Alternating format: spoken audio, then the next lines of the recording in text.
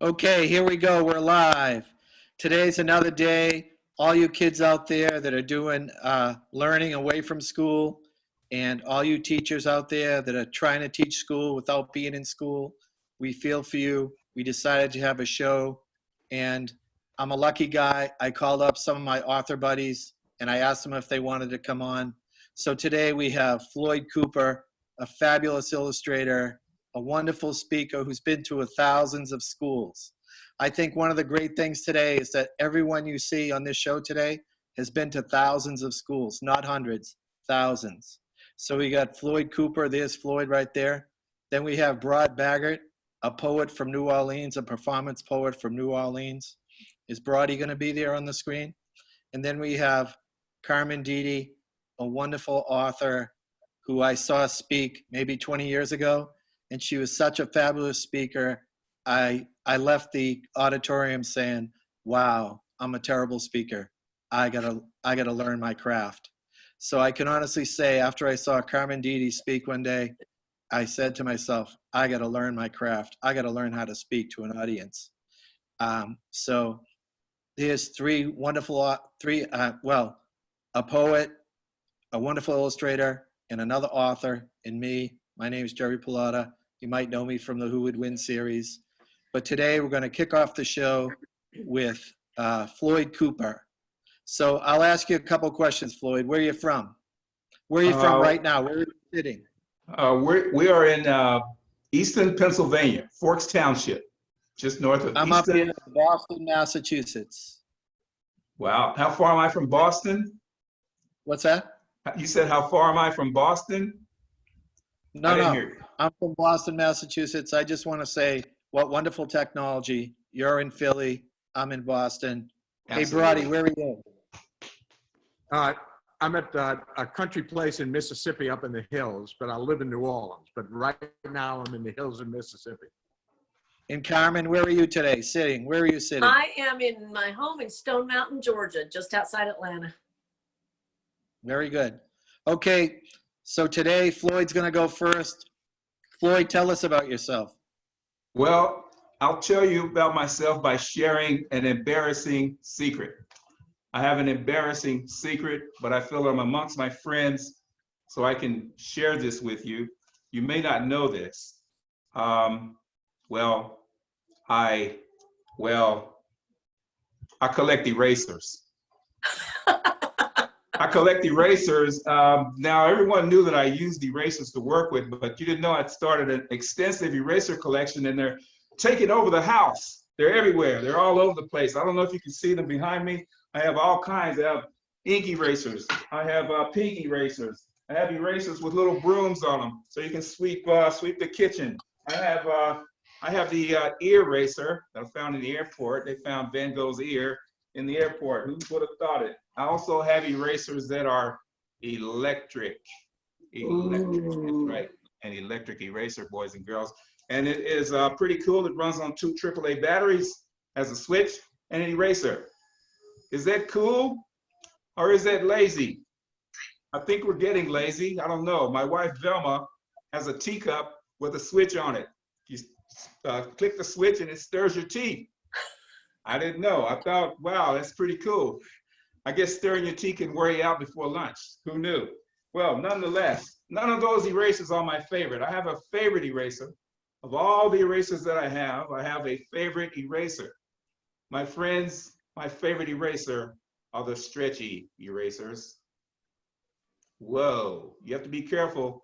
These erasers are very stretchy, but you can get yourself one. They come in most art supply stores for about $1 or $2. You can get a piece like this.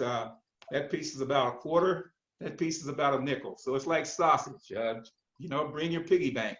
Now, what I'm going to do is share with you some pictures that will kind of show you my life.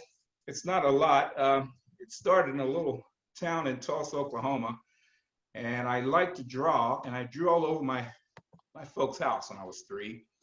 And it's not a pleasant experience, not a pleasant memory. I don't remember much about that day, but it could be why I like erasers, because I was very busy rubbing that stuff off, you know, and it's sort of ingrained in me and I can't get it out of me. So I am who I am, right? Now, I was the oldest of 4 kids. We were pretty poor. And I was the oldest, so that means that when my folks weren't around, I was the boss. I was the chief. I was the sheriff in town.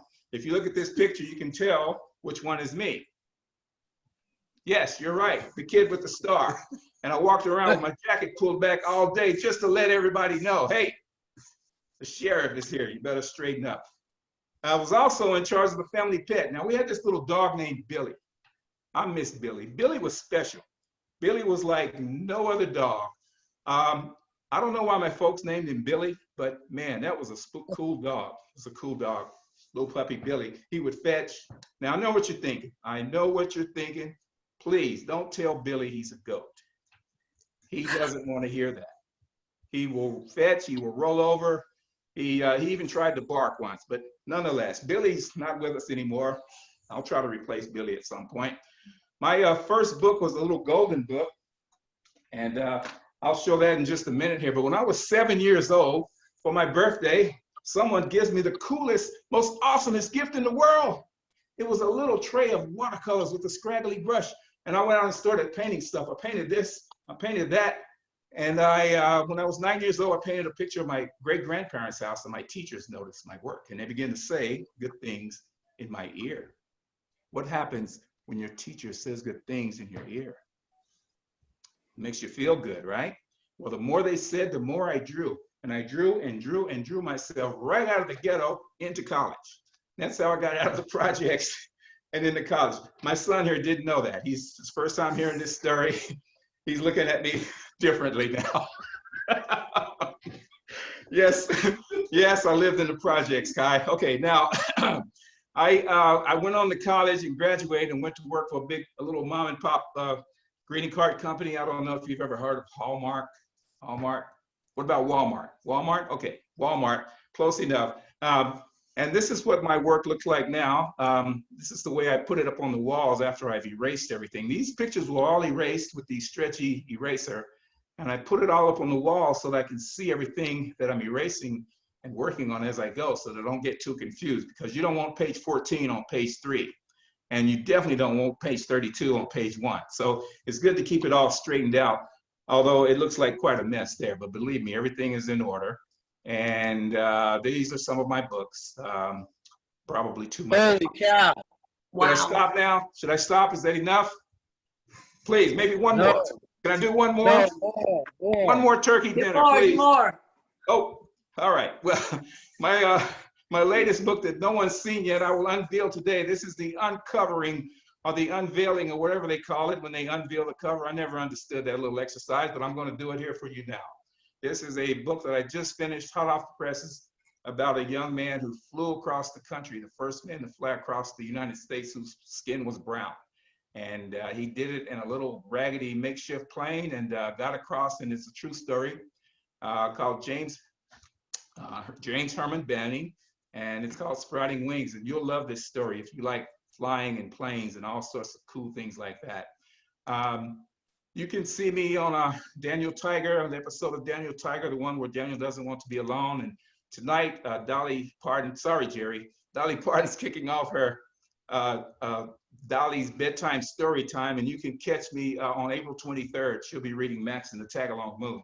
But please check in with Dolly. She's doing some great, wonderful things for kids every Thursday night on her channel. You can Google Good Night Dolly, Good Night with Dolly, and find out what that is. And you can get down to the post office and get yourself one of my fancy Kwanzaa stamps to slap on your electric bill. Tell your mom and dad that, you know, to put down those Christmas tree stamps and pick up that Kwanzaa stamp and put that on the envelope. Who knows, it may lower your electric rates. Now, that's my life that's flashed before your eyes. I hope I didn't talk too fast. You can see some of my other books here. This is, oh, no, you can't. 1 second here, my technician is working feverishly. Did you hear me? Feverishly. You need a napkin? Yes. Here's the, he does. This is the little golden book that I told you about. And here's a really big book. I don't know why they made this book so big. I think they're sending me a message. They're trying to send me a subliminal clue here with this big giant book called The Big Day. So go get yourself one of these. and get yourself a new table to put it on. Thank you, guys. Hey, That was great. promise me, Floyd, at the end of the show, you'll do a little drawing with the eraser. Oh, yes. Okay, we'll do that. We'll do that with a marker. All right. Very good. Okay, Unless you want me to do that was now. fantastic. You want me to do that now? Or? Yeah, you can do it now. All right, let's do a little drawing. What I'm going to do, The lighting I'm going is to a little start weird. with a narrative here. There's going to be this kid, right? Now you can zoom in, buddy. There you go. Feel free The to zoom lighting's in. weird, yeah. Yeah, he's here and he's looking kind of what does he look like? He's looking kind of down, don't you think? Is he looking kind of sad? Let's all go, oh, he's kind of sad. What can we do to cheer? You can't We can't see it. the image. Oh, There's okay. Let's strange. yeah. How about now? When you lean over, make a Have shadow. your son come works. closer. Have your son come closer. How's that? That's, yeah, Closer. That's better. Closer. Yeah, you can see it. Closer. There we go. That's better. There we go. That's good. Can you see him now? He's even sadder now. Yes, He perfect. had to do all that moving. So you guys really made him even sadder. Oh, no. So what can we do to make this kid happy? What can we do to make this kid happy? What can we give him? How about some toys? Would that work? No, he's still sad. He has toys with little bows on it and gifts that he hasn't even opened. And there's a little truck there and he doesn't.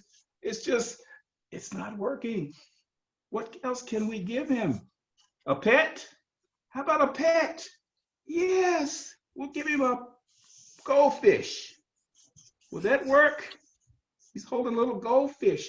Oh, will that work? No, he's still sad. What is the thing that could make everybody so happy that we haven't drawn here? A donut. Who said donut? Did you say donut? A donut? Donuts! Donuts. Donuts, they fell out and they're all rolling away, Brod. They're rolling away. The donuts are round and they rolled away. So he's still sad. What? I know. What? You take him to places. Take him places. All right, let's give him some rollerblades or some skateboards. Or what's he on? Is he on a skateboard?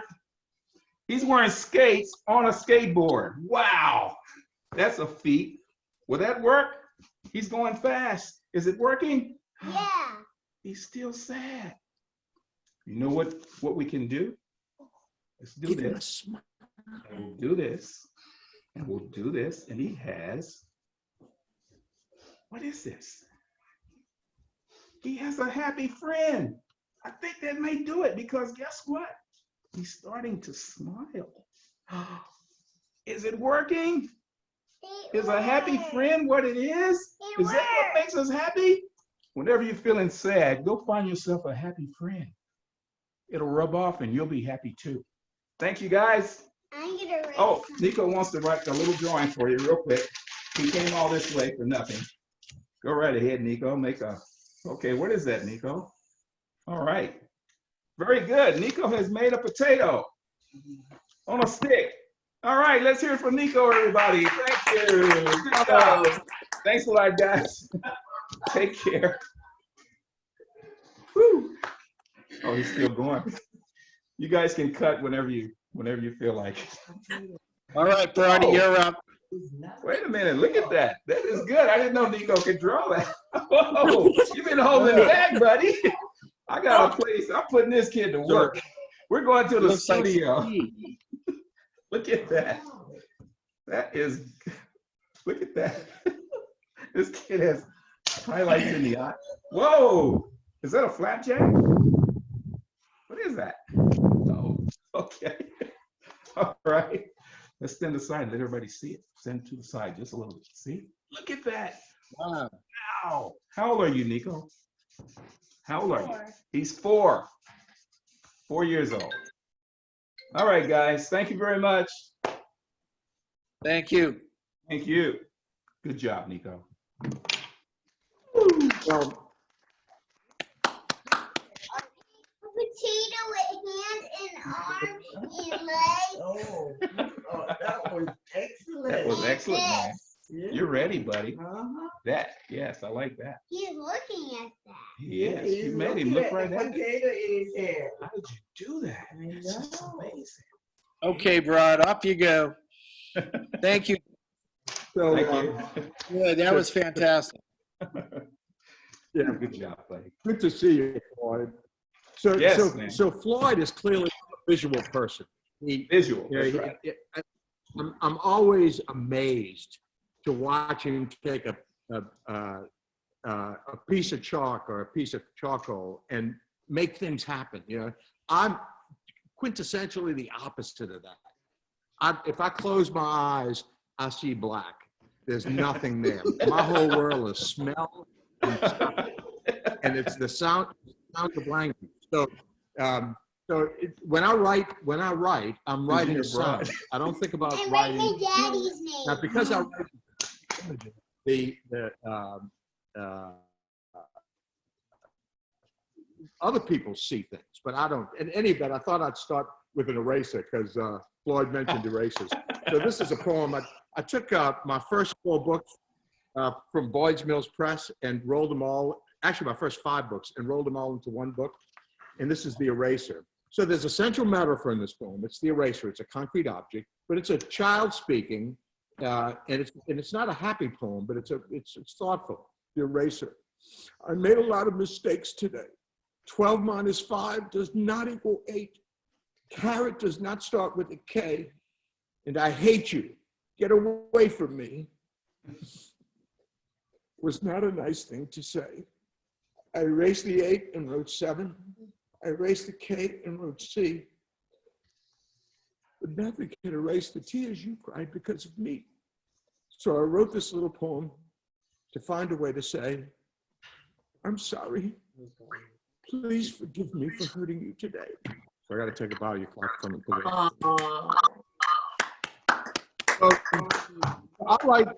So I write, I'm a poet. I write poems. Yes. And I write poems in voice for people to perform.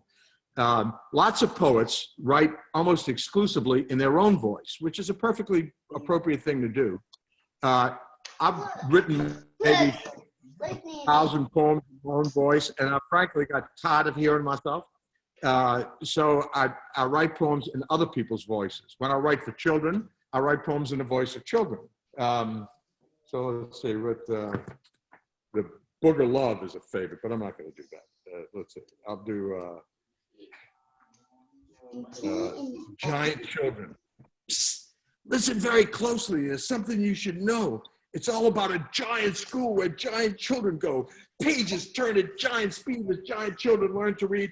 And giant brains are really quick at working on arithmetic. They pound the beat with giant drums and finger paint with giant thumbs. Sing giant songs with giant lips and boogie dance with giant hips. Giant shoes on giant feet and giant giggles when they meet. I watch them hour after hour. Giant kids with giant power. I'm just the classroom handful, but I promise you it's true. This is the school where giants go, and the giant kids are you. So I write poems in the voice of children for them to perform. And one thing I started doing is I started writing content poems. That is, poems that have rich content, either in social studies or in language arts, but particularly in science. And as it turns out, the stuff of science makes great metaphors for poems. So I've started a series of books called the Heart of Science series. The first one is Maybe You, which is about science's inquiry. The next is Systematic Me, which is body parts and systems. The next was My Home in the Universe, which is about space. Weather and Climate, which is about weather and climate. And I just finished Earth Science. I called it Big Mama, for Big Mama Earth. And these poems, again, are performable poems, but they actually teach the content. So, for example, this is a poem called The Excretory Chair. Now, excretory is the word that it refers to the bodily systems that get rid of bodily waste.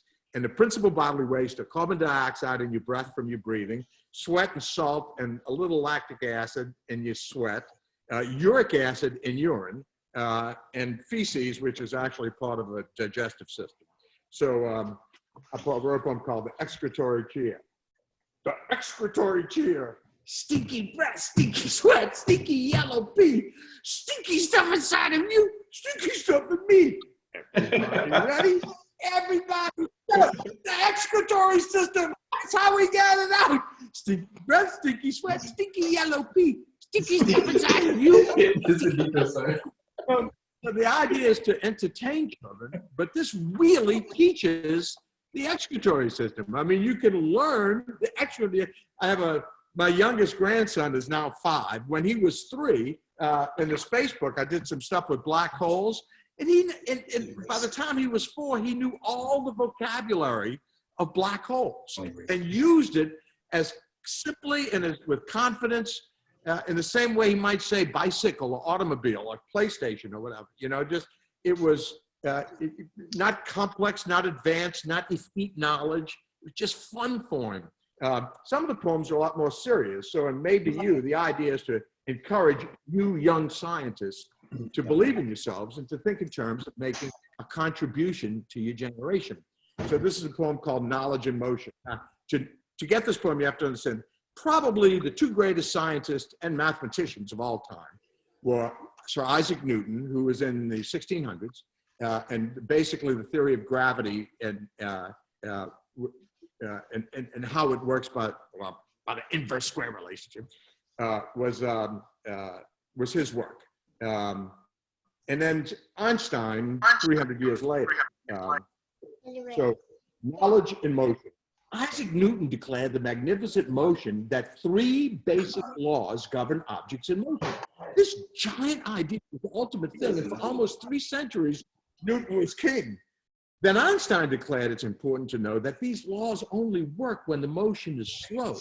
But as speeds start approaching the swiftness of light, the laws of Isaac are no longer right. So you see how our knowledge keeps inching along? It seems perfect today, but tomorrow it's wrong. And who will be next to propose something new? First Newton, then Einstein, and next, maybe you. All right. So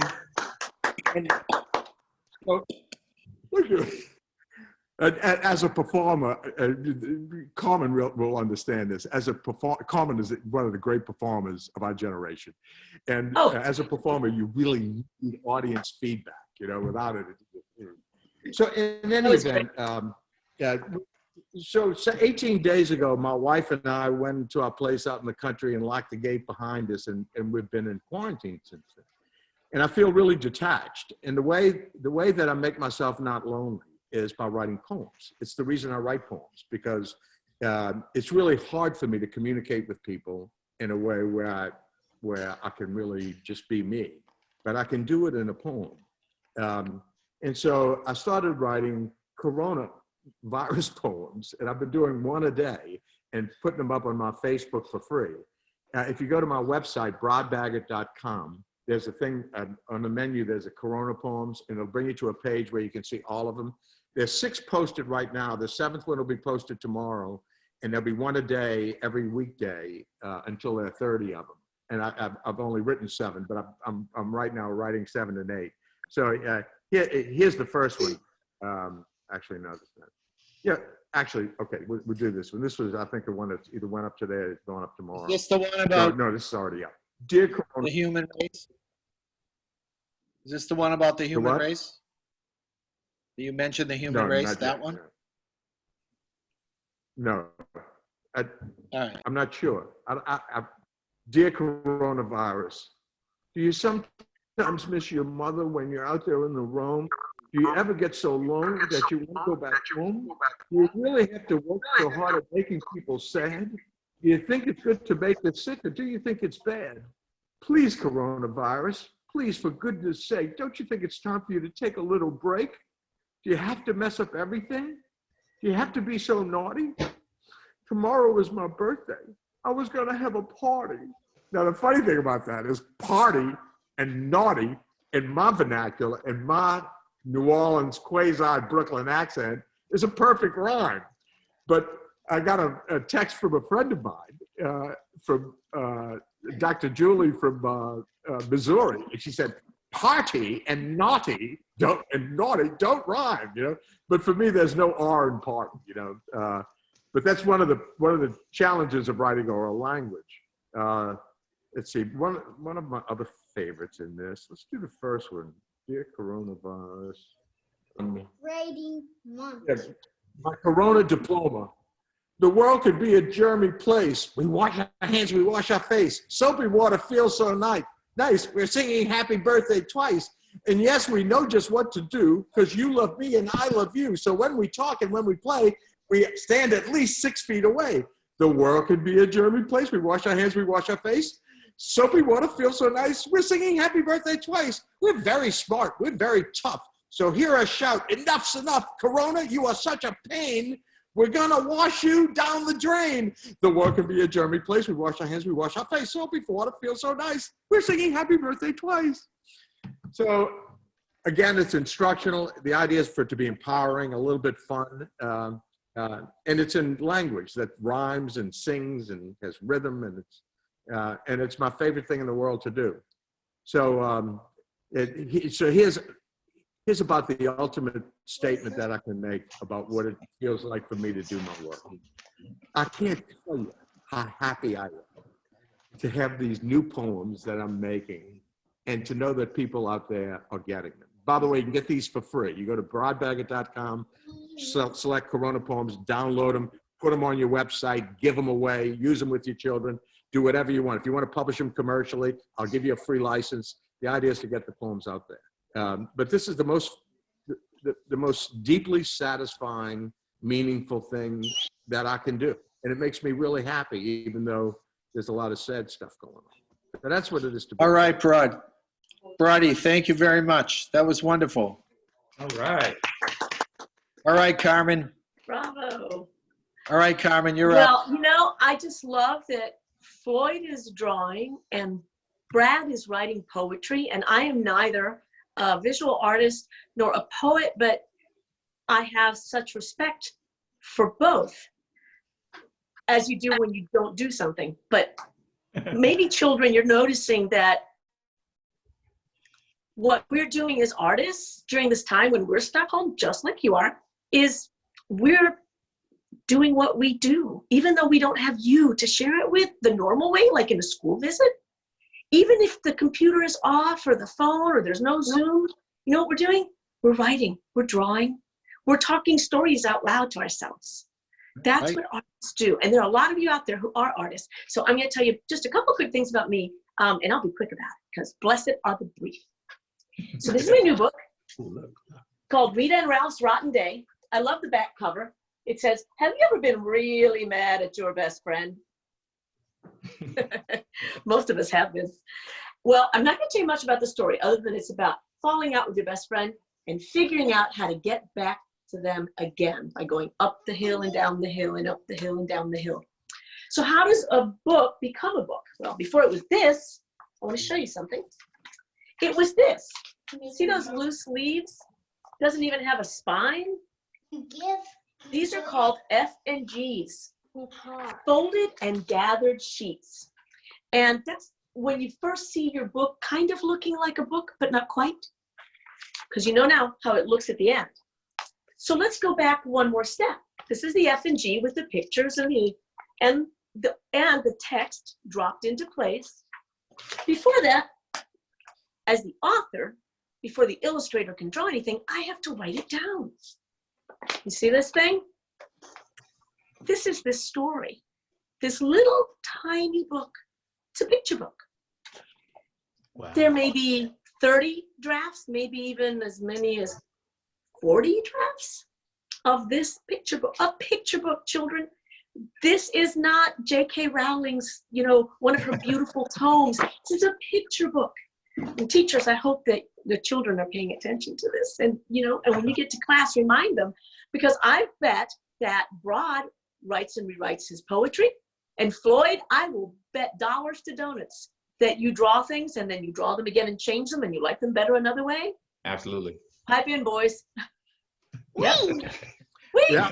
buddy.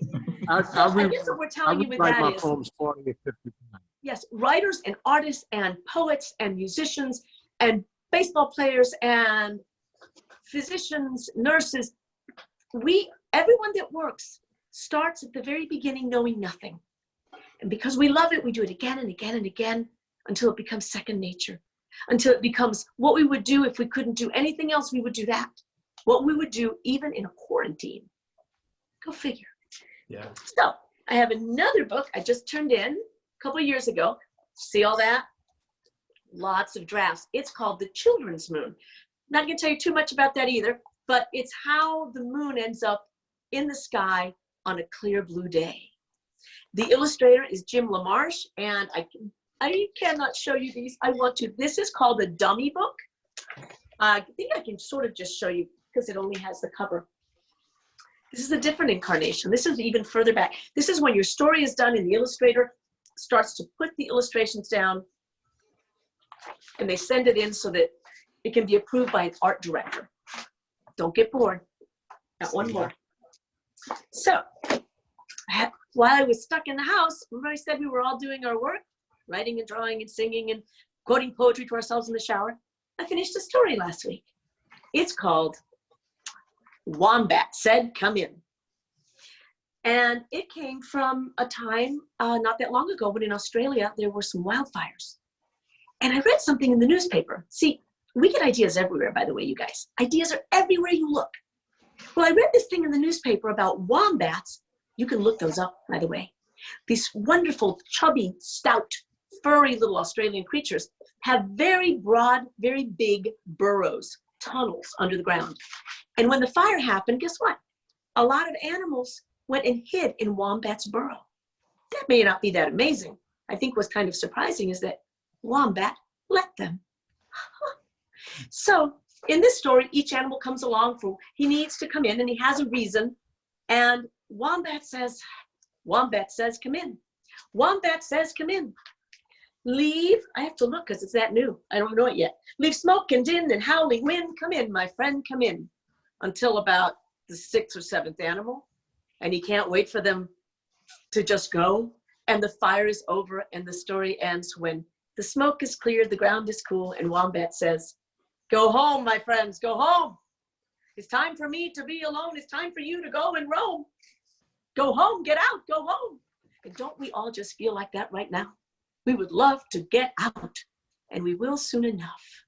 Because my father used to say, there is no ill that will last 100 years, nor a body that could stand. That's what I have to say to you. I'm going to end with a 3-minute story, my darlings. It was wonderful to be, you guys, with Jerry and with Floyd and with Brod. And so this is a 3-minute story about the world we're in right now. But not at all. Huh? Okay. So the thief was brought before the king, and the king sentenced him to death. Now, maybe he was a bad king, or maybe he was a good king who'd had a really rotten day.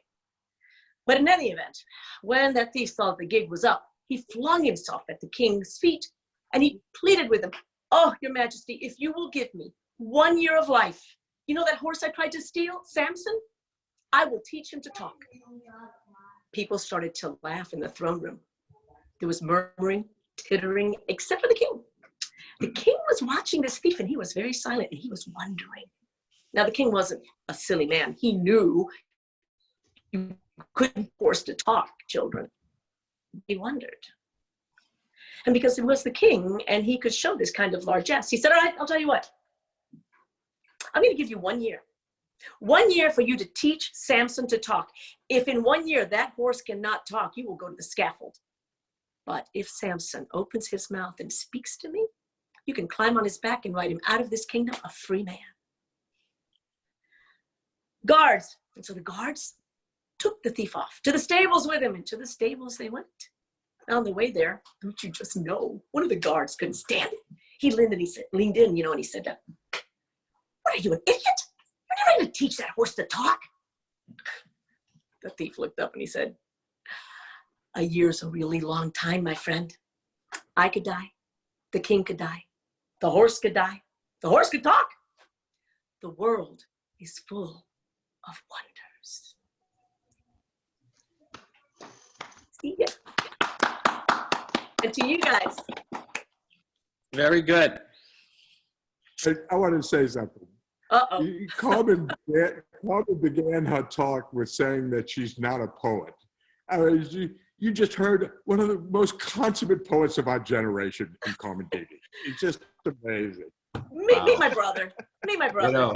It was Absolutely. wonderful being with you guys. You are just so brilliant, both of you. So, see, we're all patting each other on the back. That's another thing that artists kind of do. We like kind of make ourselves, feel better and go, "Hey, I got you enough." But we do. We do. It helps to have people that love to create, and it can be solitary work. Kindred spirits. It's hard to be an artist. It's like there's a thing inside of you trying to eat its way out, Yeah. Yes. I kind of laugh a little bit when people say they go to seminars or weekend workshops to increase their creativity, and I think that's like going to a workshop to get a fatal disease. The creativity is like it's like a beast that lives inside of you that commands your life to do things that aren't good for you. I think you're right, Brod. I think you're right, but I think the funny thing is, I think people go with every good intention because I think many adults and even some young people, some young children have had that fire, that imagination, that sort of sense of there are things in the ether. If they could just grab onto them, they'd know what to do with them. I think they have it oftentimes schooled out of them and Drummed beaten out of them and drummed out of them. And so they go desperate to figure out, how do I find it again? And really, it's that, what's that lovely verse, the still quiet voice. Something they lost. Well, it's the still quiet voice, though. Yeah. Yeah. But, So what you're saying is that these are people who are truly creative, who were born creative, and at some point in their life, it was beaten out of them. Or they convince themselves. I believe that most people have, it's a Platonian theory, but I do believe that nearly everyone has an area. And see, I think we're very constricting in our sense of what's creative. Cooking is one of the most creative, beautiful places to put art. And it doesn't have to be a fancy meal. It doesn't have to be a cordon bleu meal. I had okra and some tomatoes and olive oil and garlic, and next thing I know, I'm making jasmine rice, great balls of fire. And I have friends who have learned to love food because I have this big Cuban family, and they'll come over and cook, and they go, "I didn't know I could cook." Well, it's there. I think it's nearly everyone has some place. It may be that your place is something that already has a very clear discipline, like visual art, dance. It may be that it's something as strange and unusual and wonderful as collecting erasers. But it has a corollary, it has what goes along with it, that you actually love to draw and to erase and to create things from. Anyway, that's my thought. I think all kids have it, something. So children out there, listen just a second. I just remember that Carmen was Cubano. And one of my favorite poets in the world is Jose Marti. Oh, who was don't a kill Cubano me. Cultivo una rosa blanca en julio como en enero. That's what I was going to Cultivo una rosa blanca en julio como enero para el amigo. Amigo sincero que me da su mano franca. Y para el cruel que me arranca el corazón que vivo. Finish it. Cultivo una rosa blanca. Yeah, I think it speaks to not only something that is in everyone. All humans have this innate sort of thing, and sometimes we lose it. But it's also crosses the continents. It encircles the globe. I mean, crosses cultures. I mean, it's like a universal thing, almost like music. Where music is a universal language. Well, art, music is a universal thing. And it's pretty astounding when you think about it. You guys have me going really deep here today. And I hope the kids are getting this. But Floyd, I think you're right. And I think for the children and the artists and the poets and the writers and the storytellers who are listening right now. Yeah. You are living in musicians. time. You are living, yes, in strange times, but make notes. Make notes now. Pay attention, because the people who live now, those of you now who are living through this, you may create the stories years from now. You know those history books you open and people write about during World War II, the French resistance was at World War I, trench warfare. Yeah. That's you now. It's just a Right. different flow. That's right. But I'd love to hear what you guys, before we close, have to say about that. About this is a time to incubate creativity. To just It is. It is. What you're saying, Carmen, I was thinking about today and put it on my list of Corona poems to write in the series, that this is a moment that these children are going to remember and talk about. You listen, children, you're going to talk about this to your grandchildren 50 years from now, 60 years from now.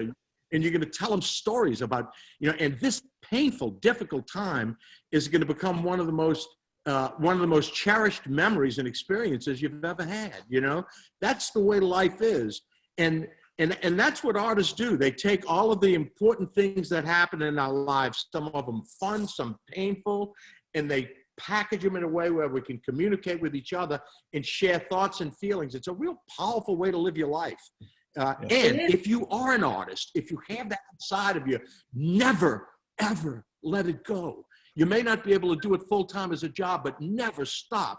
The world is full of people who are unhappy and who do terrible things to themselves because with addictions and things, because they're deep down inside artists and they gave it up. You can't give it up.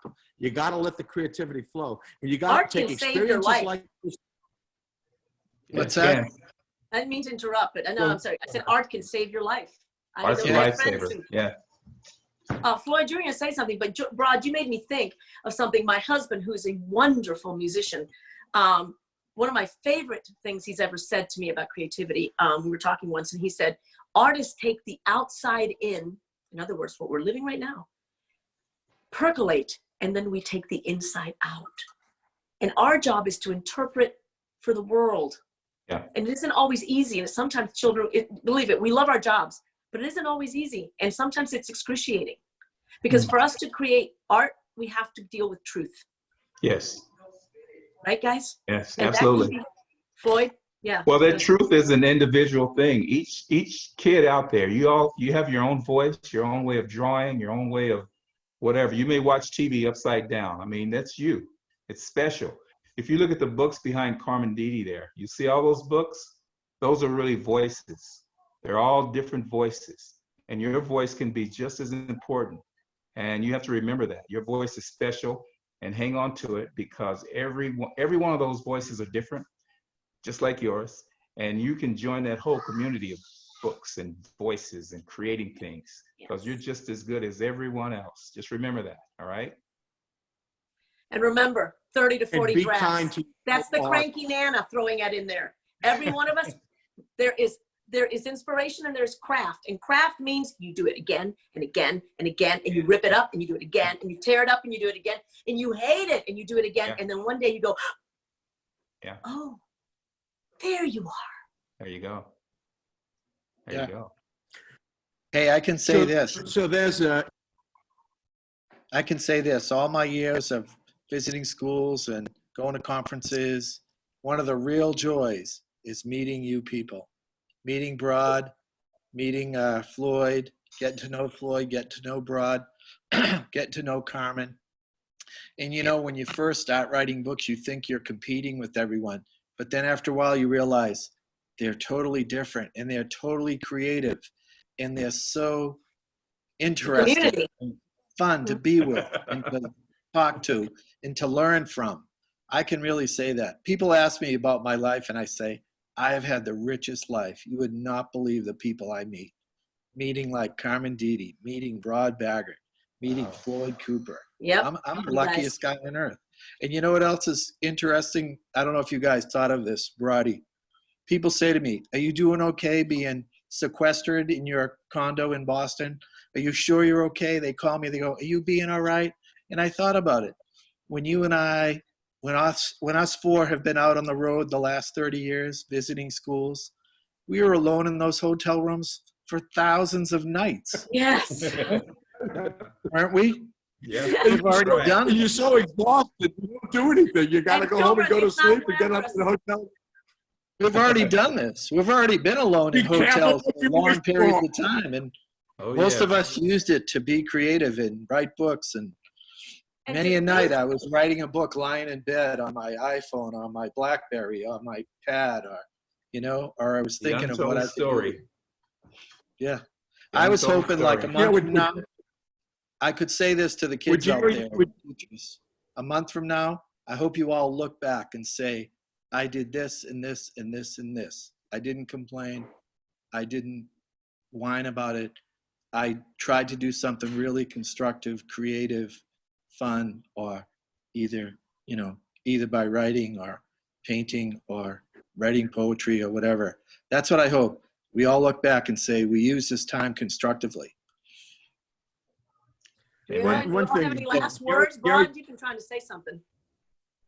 Yeah, Jerry just mentioned about meeting his fellow authors. And What's that? there would be almost no way of doing it. There would be almost no way of knowing this about Jerry if you weren't one of his fellow authors. But he's the most generous person Yes, I have ever yes. known. He'll go out of his way to help you as an artist and to introduce you to somebody or to help promote your work, and with no expectation of any reciprocity of any kind. It's just what he does, Yeah. It's just Yep. this thing we're doing right now, this wonderful conversation we get I to thought it have was with just- each other and with you children. And I thought it was just it's me. because of Jerry. I thought he just liked me like that. Jerry Pallotta's generosity, is just a wonderful thing. It's true. Well, you guys are very kind to me, and I can't thank you enough for coming on. I Thanks think we for should having do us. as much. I think we should do as much as we can for teachers that can't teach their kids because they're not near them. Kids that can't be with their teacher. Oh, What do they yeah. call it? Remote learning? I don't know. Hey, I might call you guys back to read one of your books in the next few days. So We'll be here. I hope you can. See ya. And- Thank you. Hasta Bye, la guys. vista.